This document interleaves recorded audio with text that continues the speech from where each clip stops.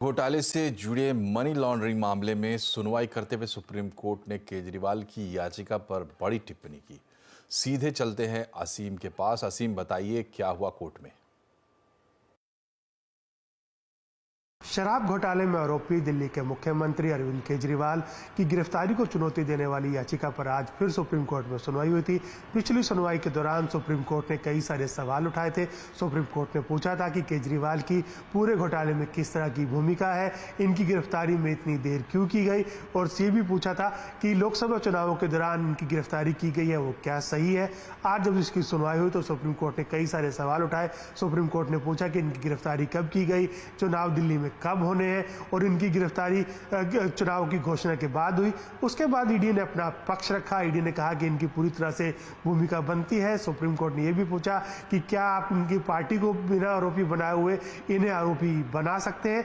इसके बाद supreme court ने कड़ी टिप्पणी भी की। सुप्रीम कोर्ट ने कहा कि खासतौर पर कि लोकसभा के चुनाव नजदीक है, हम इनको जमानत देने पर विचार कर सकते हैं। आप ये बताइए कि जो केजरीवाल है वो जमानत पर अगर बाहर आते हैं तो क्या आधिकारिक तौर पर कोई फाइलें भी साइन कर सकते हैं या नहीं कर सकते हैं। तो ईडी को इन सारी मामलों के सारे सवालों का जवाब अब 7 मई को देना है। मंगलवार को इनकी सुनवाई दोबारा से इस मामले की होगी। तब देखना होगा ईडी किस तरह से इनकी जमानत का विरोध करता है। बहुत बहुत शुक्रिया असीम। और बीमारी के खर्चों के लिए आदमी हेल्थ इंश्योरेंस लेता है, पर हाल में एक सर्वे में ऐसे आंकड़े आए हैं जो आपको हैरानी में डाल देंगे। लोकल सर्किल का ये सर्वे है और इसमें क्या क्या खास बातें हैं बता रहे हैं लक्ष्मण रॉय।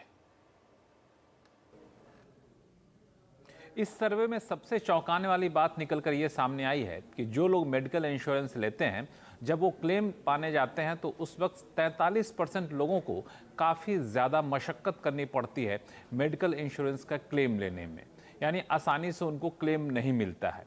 और यह खुलासा हुआ लोकल सर्कल के सर्वे में, जिसमें 39,000 लोगों के बीच सर्वे किया गया जिनको 3 साल का अनुभव था मेडिकल इंश्योरेंस लेने का। और ये जो 43% लोगों ने कहा कि मुझे काफ़ी मशक्क़त करनी पड़ती है, तो उसकी खास वजह बताई। सबसे ज़्यादा वजह तो ये बताई गई कि कई बार मेडिक्लेम खारिज कर दिया जाता है और ये कहा जाता है कि ये बीमारी तो आपको पहले से थी, प्री एग्जिस्टिंग डिजीज़ के नाम पे आपके क्लेम को खारिज कर दिया जाता है। फिर भी काफ़ी जोड़ करके अगर आप क्लेम लेने भी जाते हैं तो जितना क्लेम बनता है, जितने का हॉस्पिटल का बिल होता है, उतना आपको क्लेम नहीं दिया जाता। पार्शियल क्लेम दिया जाता है, यानी पूरी रकम में से कुछ हद तक कटौती कर ली जाती है और बाकी का पैसा दे दिया जाता है।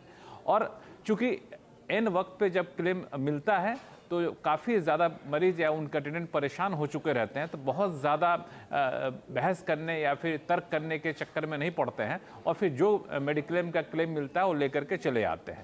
और इसमें एक और बात जो सबसे चौंकाने वाली निकल कर सामने आई वो ये कि पेशेंट जब डिस्चार्ज होने के लिए तैयार हो जाता है, उसके बाद सिर्फ और सिर्फ मेडिक्लेम के अप्रूवल के लिए उनको 10 से 12 घंटे तक इंतज़ार करना पड़ता है कि मेडिक्लेम कंपनी की तरफ से अप्रूवल आएगा, फिर बिल सेटलमेंट होगा, फिर जाकर उनको हॉस्पिटल से अंतिम रूप से डिस्चार्ज दिया जाएगा।